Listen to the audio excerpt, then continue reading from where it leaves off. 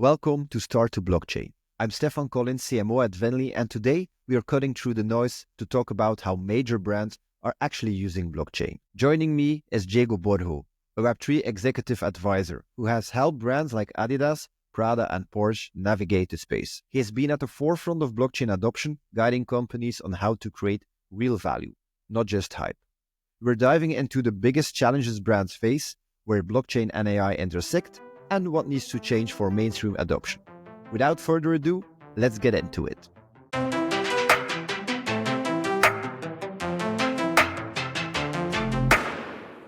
Hi, Diego. So you've worked with some of the biggest brands in the world, helping them explore blockchain, right? So what pulled you actually into the space? And what was the moment where you saw, like, this is the future? Yeah, thanks for having me, man. Really stoked to be back. Last time we spoke, I think, was in 2021. We are just at the start of 2025, so it's been a minute. Yeah, you're long in the space, and you had to come back. Like you're ruling the space, so we had to have you here in our new show. So Appreciate thank you that. for being here. Thanks for having me. The thing that excited me the most when I saw the opportunity of big brands entering our industry was the hypothesis that I had back in 2021, early 2022, that everybody in our industry is building for the mainstream. That's what everybody's striving for. Because, of course, that's where scalability is at. That's where real impact is at. That's where, real revenue is at. So every time I talk to a founder in Web3, blockchain, crypto, you name it, everybody wants that mainstream adoption.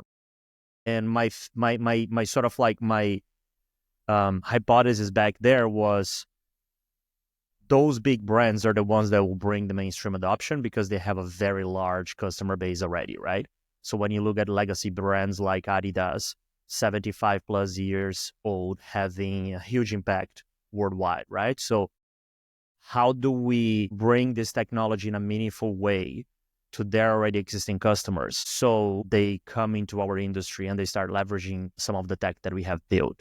So that's kind of like what got me really excited about it and what got me to do what I've been doing for the last 4 years now. Okay, so and you talk a lot to the big brands, and they give signs to you, and they talk to you like they want to get into blockchain, but be honest, they struggle a lot with execution. And what do you see when you're talking to these companies, to these brands, to these enterprises? What's their biggest challenge actually they face in trying to make it work? Because they all have an idea, but an idea and then create a plan for it and execute on it, totally it's something different. So what is the biggest challenge in your opinion here? Yeah, the biggest challenge with large organizations, Fortune 500 per se, coming into a very fast moving and an industry that is building always at the cutting edge of technology is that majority of them, as they've done for many years, and with AI right now is no different, they're just jumping for the next hype. Right, we've seen the metaverse hype, right? Everybody was excited about a metaverse, meta rebranding, and then we've seen that with NFTs, and now we've seen that with AI, and we've seen that with Apple Vision Pro, and we've seen that with virtual reality. We've seen that with social media and in many other ways, right? So it's always that element that one of the things that I think they struggle the most is that a lot of those pilot programs, because they're not even like, real use case and applications, they're literally pilot programs. They are being led by marketeers. And all marketeers want is attention, short-term attention, short-term attention, short-term attention. A lot of times that comes through ticking boxes. A lot of times that comes from PR releases, right? A billion people have seen that we launched an NFT, but that represents nothing from a brand perspective. It's just, another, shot in the dark. I'm a marketeer. I'm a brand guy. I know what I'm talking about because I deal majority of the time with people on that side of the fence. So I think that the biggest issue they have is one coming from that hype angle. We need to do it because the board asked. We need to do it because other companies are doing it. We need to do it because everybody's talking about it. You've seen that on Roblox lately. You've seen that on That's Fortnite. True. You're seeing like on gaming right now. Everybody's on gaming because Gen Z is on gaming. So it's always that element of like jump, jump, jump, jump, jump. And all those pilot programs have nothing behind it. So it's shallow executions. It's, we need to do that just to see what happens. And majority of them die because, of course, if you don't build a house in a solid fundament, it's not going to be sustainable, right? So that's kind of like the initial issue that those brands face, but then they go even deeper within that issue, which is that instead of understanding how they can use upcoming new technologies to provide a better service or to enhance experiences for their already existing customer base, they rather want to tap into a new audience. And that's where the problem lays, because then the new audience is looking to that brand coming into a new space, and it's kind of like, you guys don't get it. And then the already existing audience is looking at that brand coming into a new space, and they were like, what about us? Right? So you're kind of like in that limbo on where you're trying to appeal to someone that is not your fan, trying to convert that into being your fan, but at the same time, you're sort of like diluting both audiences, right? So if you look at this playbook of the last 3 to 4 years where brands came really strong, especially into NFTs, especially into crypto within the industry, majority of them fell really short because of that. Yeah, so they actually see blockchain Web3 more as an extra channel in their marketing mix rather than a new platform, a new opportunity to create a meaningful connection with community and with the audience, because that's what you can achieve with Web3 if you use the fundamentals right and what you can do with brands, right? Yeah, especially with already existing audience, right? That's always the point I keep banging on. What is in for your audience? They buy your products, right? You wanna extend a new experience to them. Like, what is in for them? Do they really even care about the technology? No, they don't. So why do you need to talk about the technology, right? So if they don't care about the technology and you don't need to talk about the technology, then what is the value you can add, right? And abstracting complexity as well. Because if you want to stick to Web3 onboarding, like getting a wallet is complicated. And then getting crypto in that wallet is even more complicated. And then getting people to interact with digital assets, for example, is also complicated, right? So what is the actual benefit they're getting out of that relationship? A lot of times is nothing. Yeah. So I'm very curious, like what you already said, you help companies like Adidas and Prada, and they come to you and they say, hey, we want to do something in the blockchain or in the Web3 space, but where do you even start with all the stuff you already know and all the projects you saw like coming and going very quickly? Like, how do a first conversation look like? So what do you actually tell them at first? Because you, of course, want to protect them, like just not seeing this as an extra channel or an extra marketing channel or a marketing dude that wants to run a campaign to have more attention, because at the end of the day, marketeers want to get more attention for their company from customers. How do you start these conversations? Yeah, so like the landscape has changed drastically within this last, let's say, 3 to 4 years, right? Of course, 2021, 2022, there was a lot of hype around NFTs and metaverse, and then a lot of brands just tried something, didn't really work, they bounced back and went to do whatever they were doing before, as this has never happened.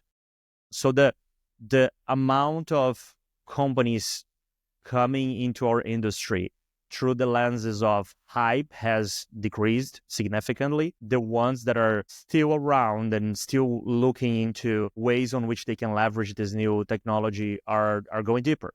There are the ones that are past the pilot program.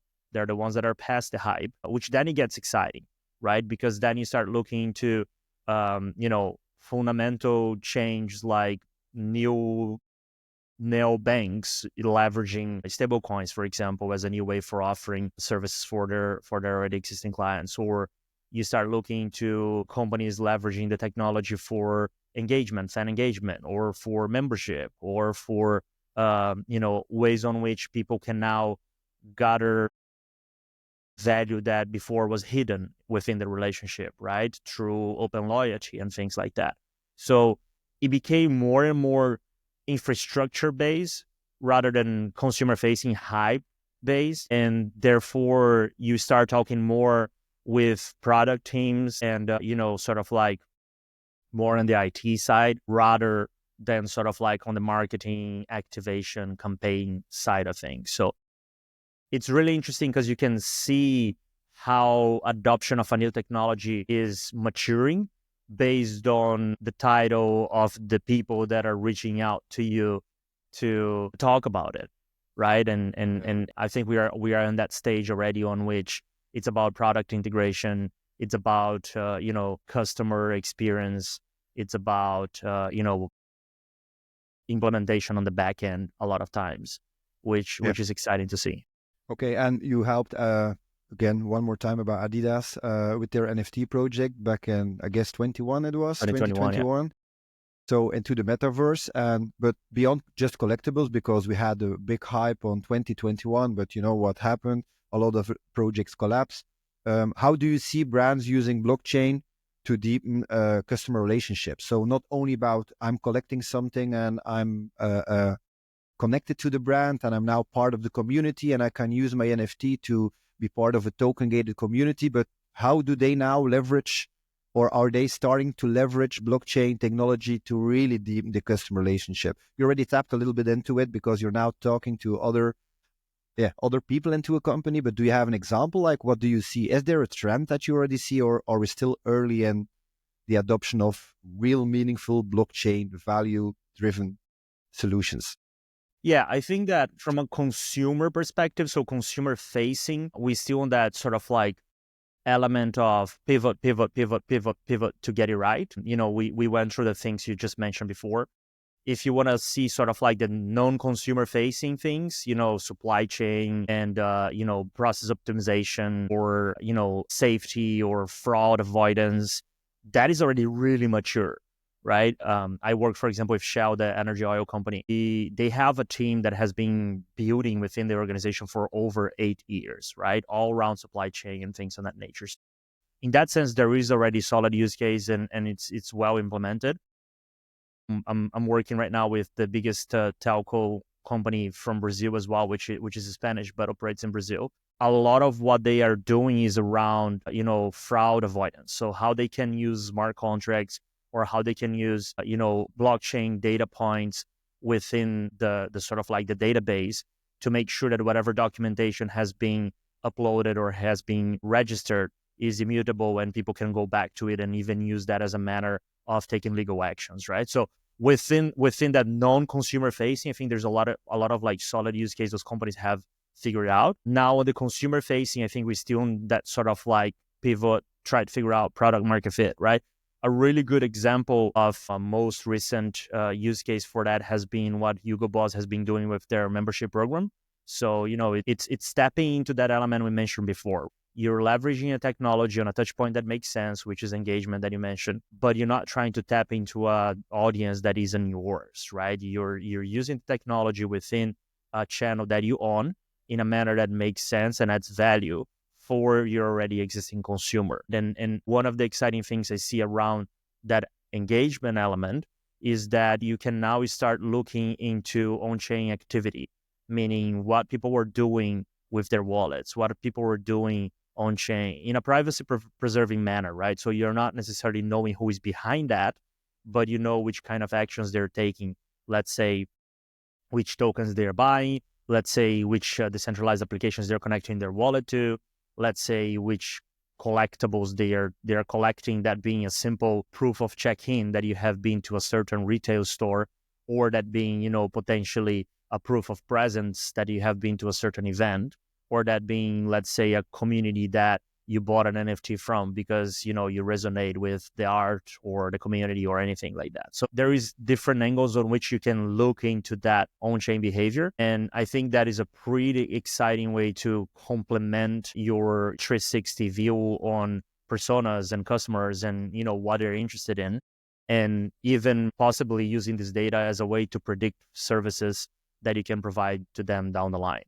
Yeah. So it's not actually tapping into new audiences like what happened in 2021, but it's really now using the technology to create a meaningful experience for their current customers. And of course, they will acquire new customers, but they are now using blockchain to add real experience and value to their customers. And they are using the on-chain data to see, which is the power, of course, of blockchain, to see like where are they all connected without providing these heavy technically integrations, because if you want to connect all the platforms on a centralized way, you need to provide a lot of APIs and all the stuff. But now they are using on-chain data, still tapping into communities and to another programs. But do you feel that they try to bring customer identity, but anonymous identity to on-chain? Is this what you see now? Because there's a lot of stuff going on about on-chain identity and privacy and all the stuff, and that's the thing. Is this that? Do they store like anonymous accounts on chain now to see what customers are doing, the new type of customers, using these type of applications or not yet? I think there's an appetite for that. I won't talk about Diego Borgo specifically because I don't know the details of the technology, the tech stack, and how all of that is working on the back end. But there is appetite for that super early stage, but there is appetite, right? There is wild claims out there that, your wallet's going to replace social media, it's going to replace email, it's going to be the, unique identity for you to interact with the rest of the world on the internet and in physical locations as well. I don't know. Right. I keep saying that the only thing we know about the future is that nobody fucking knows what the future holds. Right. But there is appetite for that, which is an interesting potential use case. But as it stands, I haven't seen that at scale. Right. I am advisory to a company called Cookie Tree, which is essentially a marketing FI company. Right. So what they're doing is a lot that, right, is on-chain analytics and then making all those data points that they are receiving or acquiring through the data they are collecting from what people are doing, where the engagement's going, and then people are connecting their social accounts as well. So you start building a bigger picture that you are able to identify, potentially retarget as a marketeer, or potentially understand customer size, a lifetime value and things like that based on that information. Although still you can add layers of privacy preserving, right? So it's not kind of like as I will be looking into your bank account, right? Which a lot of people will be scared. Yeah, I know them. And the cool part about them is that they actually connect the Web2 world of marketing with the on-chain data. And you still, like, as a marketeer, you can use your common attribution models and you can bring them to these on-chain communities, and you can start connecting the dots, like how are my audiences navigate from the Web2 space going more into the Web3 or into the blockchain space. So this, yeah, it's quite cool. Talking about the biggest misconception companies and brands have about blockchain. And if you have a magic wand, what would you change in the blockchain space? Yeah, it's a good question. I keep raising this flag around that, Web3 as a whole needs a rebrand, right? And if I would have a magic wand, that's where I would start from. It's rebranding Web3, because again, if the hypothesis is the way this industry is going to fly and the way this industry is going to become what we all envision to do or to be is by bringing the masses to it, or, like being where the masses are. We have an image problem. We have a brand problem, right? The way people perceive it. If you look into a three pillar of that, the first problem we have, which is, undeniable, is that once you build a technology that allows anybody to create tokens or anybody to be part of it or anybody to, it's permissionless, right? Anyone can do whatever. You will attract bad actors, right? And our industry has a lot of that. So when you look at, how the mainstream is looking to Web3, blockchain, and crypto, which we try to separate them, but they kind of like are all put in the same bucket, is that it's about scams, it's about Ponzi's, it's about, no real world use case, it's about FTX, it's about Luna, it's about, now the president of the United States launching a meme coin, right? And things like that. So it doesn't help. The pump and fun of these worlds. Exactly. So it doesn't help. But again, those are the downsides of building an open world and a permissionless world, which always has been the vision behind it, right? So we're going through that sort of like schizophrenic image of like, we want to change the world and make the world better, but at the same time, like, we're launching now 1 million tokens a week, which 99 of them are like shitcoins, right? Which is really difficult. That's the first thing. And then the second thing is that this is technically out of our control, right? I always like to look into is what is under our control, what is out of control, because whatever is in our control, we can change, and whatever is out of our control is like, what can we do, right? It's out of control, right? There is no one that can sort of like fix it. Regulation is a good part of that, but it still is going to take time for it to catch up and to get into a place that, okay, this is fixed, right? So I'll call it a little bit out of our control. The second thing is, which is entirely under our control, is the way we communicate about the technology or the way we communicate about the products. So if you look into any website in our industry right now, you read like hyper secure, zero knowledge, cryptographic, algorithm, consensus mechanisms. It's like, what the fuck does that even mean? A lot of times, and I've been in this industry for a minute, I still don't understand, especially because people love using new words to complicate things. So make them look smarter and you look dumber because you don't understand. So you better catch up. A lot of times I don't know what it is. I don't understand what it means, right? So I think that element, especially we're inside the jar, but imagine who is outside, how they're looking at it, how they're trying to figure out, like, it just makes no sense. So the way we communicate products, the way we communicate value propositions, and the way we build those things is something that is on our control to change. So it becomes easier for others to understand and see the value in it, right? And then the third thing is the overall image on how we always keep presenting our industry, right? We keep saying like, Web3 is the Wild West. Web3 is the Wild West. And I'm part of it. My newsletter is called the Wild West of Web3 still. So, I was about to say, I'm not here to point fingers. I'm not here to be that guy say like, you guys doing it all wrong, get it together. Like, I am part of it because we are excited about that element, but we need to understand that the industry is evolving. It's becoming more mature. There are bigger players coming in. There is bigger desires of making this thing bigger and bigger and bigger and better, right? So if you think about the Wild West, like nobody wants to be on the Wild West. That's why we grow past it. And like urbanization, cities, towns, all of that have been built past the Wild West. And we still sort of like claiming and presenting it as so. And I think that that's one core element as well within that brand problem we have that is on our hands to fix. So, like this year, that's the mission I set myself to is helping Web3 founders and AAA founders and, the top 200 market cap companies in this industry to really shape up the message, the image behind their products and the way they communicate it so we can get to the promised land we all want to go to, which is be in the hands of billions of people. Yeah, that's indeed true. We saw this also, like we are a tech infrastructure company, right? And we have a lot of products and we also want to say onboarding the masses and creating tokens. But lately we saw like, dude, stop talking all these tech jargon, like start explaining to people what it really is. What's the issue? Like, what can you achieve? What can you do? And it's not about the technology side. It's more about what value can you bring? If you add blockchain, what's the value? It's not like, oh, it's because it's a hype or there's speculation or whatever. No. What value can you bring? And I'm sure not every project is here and is immediately ready to add or adapt blockchain. That's also not the message we have. But if you want to adapt to blockchain, and that's why we start using like blockchain made easy, because it should be more easy. We should stop about all these technical DK and all the terms you summed up like 2 minutes ago. I think it's very important for the industry that we become more mature, that we take ourselves more serious in all the things we do, in the way we communicate, and the way we connect with each other, and the partnerships we create with each other. So I think this is a very interesting one. And one more thing, before we jump to another topic, like if you then talk to these Fortune 500 and big brands, and there's a lot of crypto speculation still going on, and Trump is having his meme coin, how do they actually look to this crypto speculation part? Because they want to be more at the compliance side. Security and compliance is so important for these companies. What do you tell them, like, or how do you educate them on that's not all about what blockchain is, because cryptocurrency is an application on blockchain, but blockchain is not cryptocurrency. So how do you actually explain this to them if you are at the board and you need to explain like, this is what we're going to do, and you don't need to be afraid of the crypto speculation?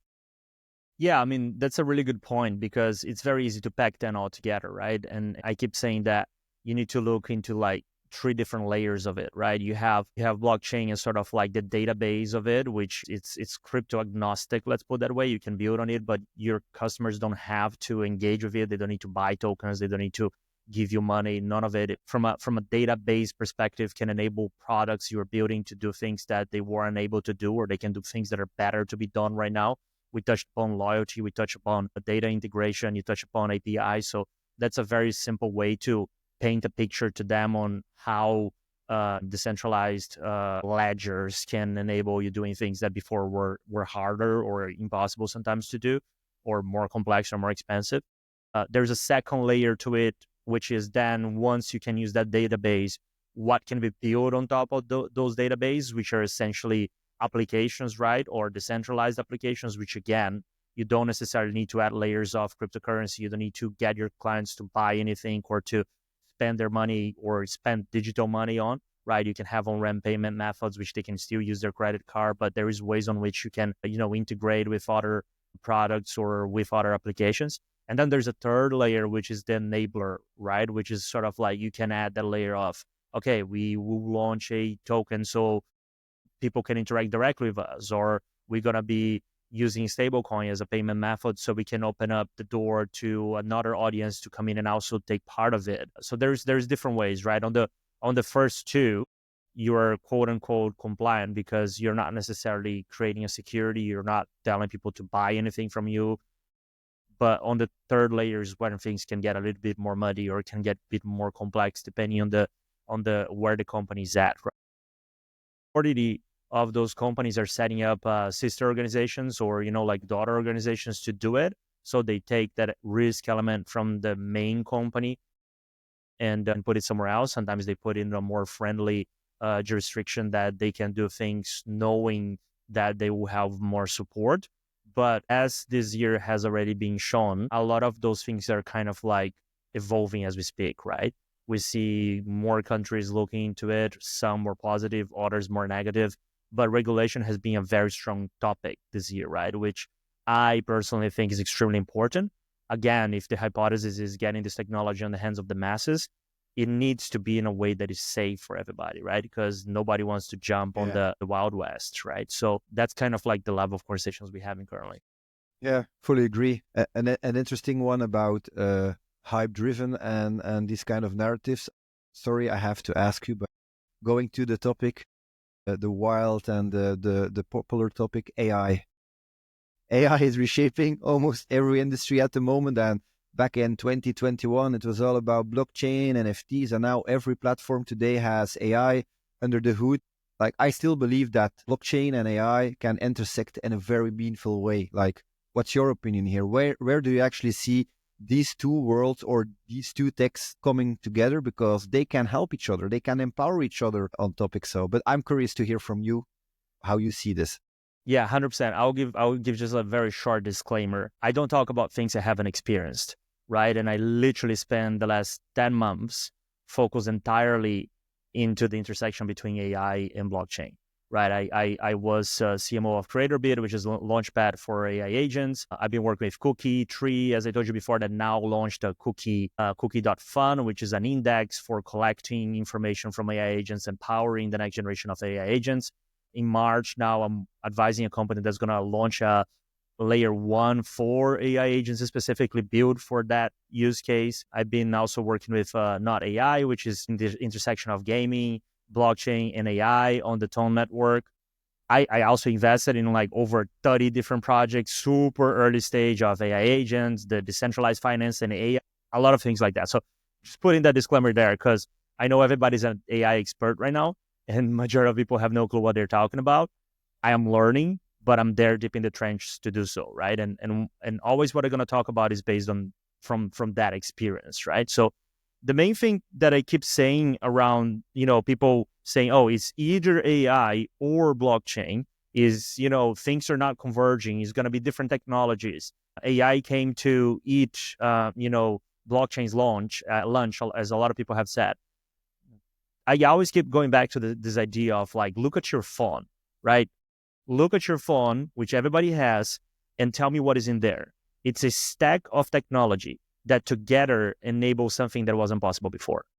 It's not one technology. It's not just this that does everything. It's a stack of several different things that when put together can create something powerful, right? So I think that we are starting to realize more and more that the combination of AI and blockchain as a stack of technology can do that, right? I like looking into the internet and its evolution as a tree, sort of like a tree stack of technology, right? You have a database, which, I'm a strong believer that we are evolving more and more towards the decentralized ledger, which is blockchain-based technology. You have the logic, right? Which is we're evolving towards a logic on which AI is powering all that logic behind the scenes.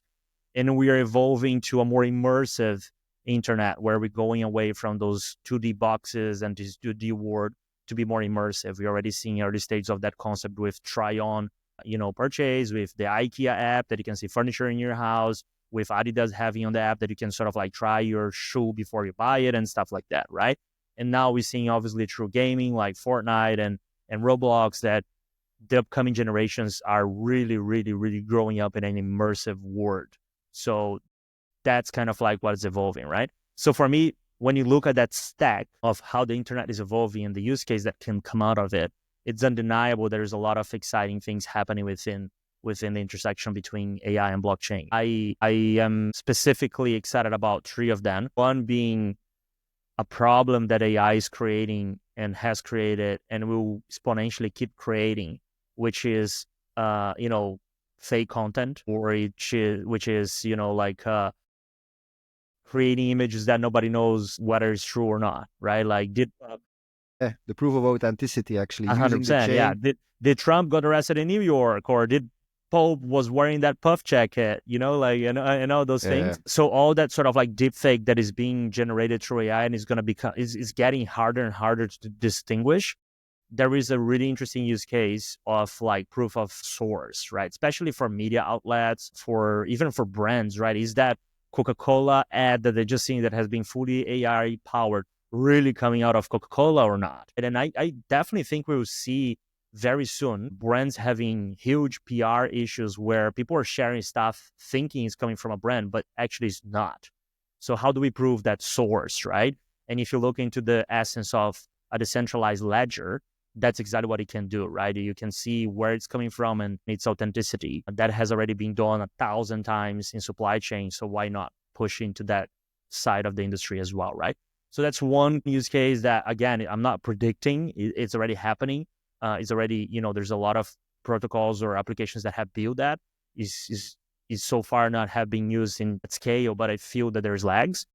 The second thing that everybody's excited is AI agents, right? Because of course, there is like, ginormous claims coming from NVIDIA that's going to be, at 2 trillion, 3 trillion. Don't remember the number. It's just a big ass number that, is going to be really important on that sense. And there is a lot of like things happening in Web3 around that element. I spent quite some time in DeFi. I have DeFi customers. And that for me is an interesting intersection where you start looking into DeFi, which is the most OG use case within blockchain, and how complex is still for the normies to use it, could potentially scrap a lot of that complexity by you simply connecting your wallet to an AI agent, finding a certain amount of, autonomy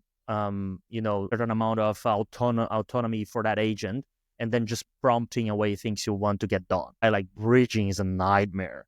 Yeah. Bridging assets around. So you can just like bridge this asset from this chain to that chain with that slippage. Do this thing, take that action, send this money to that wallet, send that money to the other wallet. So I think there is ways on which we can abstract a lot of what the user interface of crypto, which is still quite difficult within those dApps. I think there is a interesting element for AI agents there. Currently, there's 3 categories of AI agents within our industry. There is infrastructure, right? So the launch pads, they were ones that are providing the infrastructure for those AI economy or the agentic economy to be born. There are memes, as always, right? You see gold, which was essentially what kind of like kickstarted that whole idea of, automated shit posting on X. But there are others as well that are already tapping into betting markets and things like that. And then you have utility, which, this DeFi idea, which is, really looking to how you can simplify decentralized finance by adding layers of artificial intelligence to it. So super early, very exciting. Definitely, again, a way on which I think that there is a kind of like 1 + 1 = 3 here. That is, like stacks of technology coming together to enable a better experience. Yeah, and then there's the last one that is decentralized AI, which is a rabbit hole, if you want to get into that. I'll keep super top line because it can sound very like aluminum hat, but I keep saying that whoever controls AI controls the truth. Yeah. That's what's going to happen, right? We've seen that with DeepSeek, that everybody was like, oh, what about China? Yeah. Tell me about the government. Tell me about, do you want to talk about something else? We've seen that with Gemini when, there was this very woke images coming out when you would prompt about Vikings and it would be all African-American looking, right? Yeah. So whoever controls AI controls the truth. And big tech right now controls AI. Therefore, they control whatever the future of truth is going to be. There is an interesting use case, super early stage, aluminum hat on, that decentralized AI could, create a parallel source of truth on which peer-to-peer, LLM training could help us mitigating some of those potential issues that will be created at a larger scale through big tech, just, controlling what those LLMs are about. So I'm quite excited about that. And that's being built right now on top of an already existing successful use case, which is, like the Bitcoin use case, which is people cannot take it down, people cannot stop it. Therefore, coming from the similar principles, we can use the same technology for information, for truth, for training models in a way that, we can get closer to the truth in a more dystopian future. Yeah, so it's actually using blockchain to trust the data. And then, of course, you need centralized entities that provides technology, like NVIDIA is shipping these chips with AI capabilities. But what's happening on the AI side could be decentralized. And then as a user, you really can trust the data and not some centralized entity that has control over everything. Yeah, also like validation, right? Is exactly like mining, right? People need to validate that information is true. Community nodes is a good example, right? A bunch of people say it's true, a certain consensus behind it, and then you can validate that. Therefore, it's true, right? I think there's something exciting there. The peer-to-peer running nodes, meaning nobody can take it down because it's running through across the globe. There is an incentive for people to doing so. There is validation for people to get closer to the truth. So yeah, that's kind of like something that I'm really excited about, that I'm deep in the rabbit hole, but it's the earliest stage of probably the three things I mentioned before. Yeah, and what I also will remember what you said is like using AI to get rid of the blockchain complexity and let AI agents run and do the complex tasks. As a user, focus on the experience, focus on what you really need to do, and using AI to do these complex tasks, which is actually a very cool angle.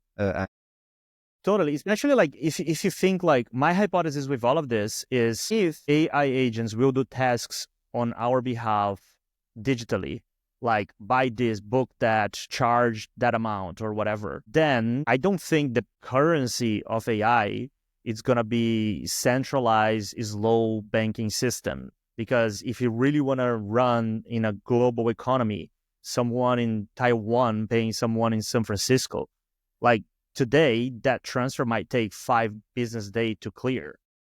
And even if with stablecoins, you don't need to go any beyond it.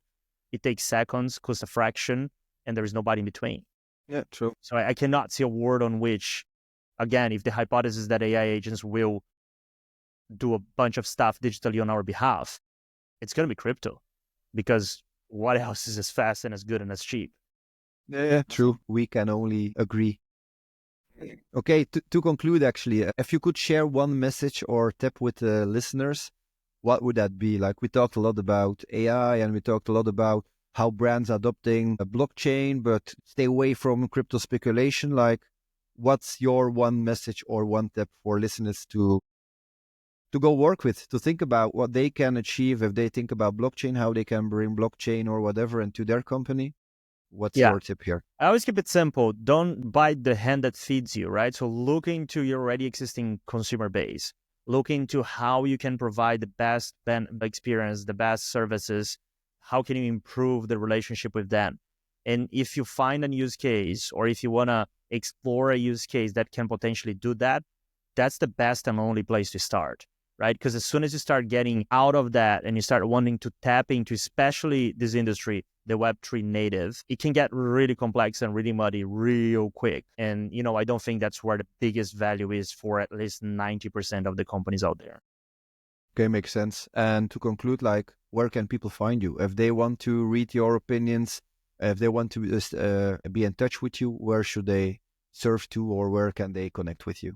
Yeah, LinkedIn is a good place. That's where I create most of my content. That's why I keep updated all my moves and what I'm about, and like the latest things that are in my mind. So if you go to LinkedIn and type Diego Borgo, you'll find a guy with the pink beanie on. Is hard to miss. Okay, cool. And we also will link your profile on our podcast page so people can easily find you on LinkedIn and other social if you want. Diego, it was a really honor the second time in our show with a gap of 4 years. And maybe let's see where we are in 4 years here. So thanks a lot for your insights and speak soon. Thanks for having me, man. Thanks for listening to Start2Blockchain. If you're exploring blockchain but don't know where to start, the Start2Blockchain Innovator Program gives you expert guidance, platform credits, and a clear path forward. Apply now at venly.io. And don't forget to subscribe to our podcast for more insights and stories from industry leaders. I see you the next time.